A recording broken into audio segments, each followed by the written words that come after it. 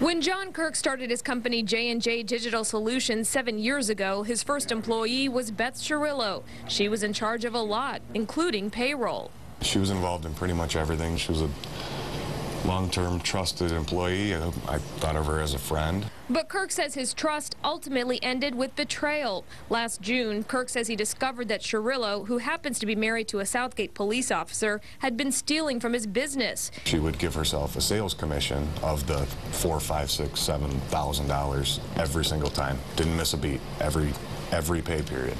Kirk says one thing Cirillo wasn't involved with was sales. He says he discovered the deception by accident when he logged on to the payroll website. When it came to her, I looked at the year-to-date amount, and we were only halfway through the year, and it was way more than 2 times what she should have made for the whole year.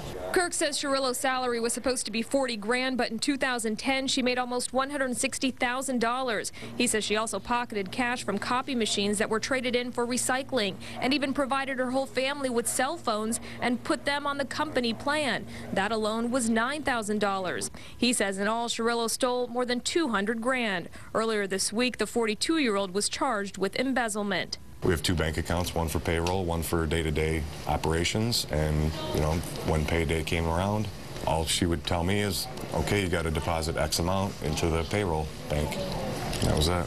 Since she was fired, Kirk says Cirillo has emailed him with apologies, but now the only thing he wants is justice.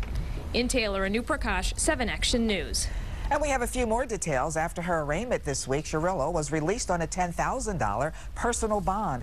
7 Action News tried to contact her, but were unable to reach her. Her attorney has not returned our calls.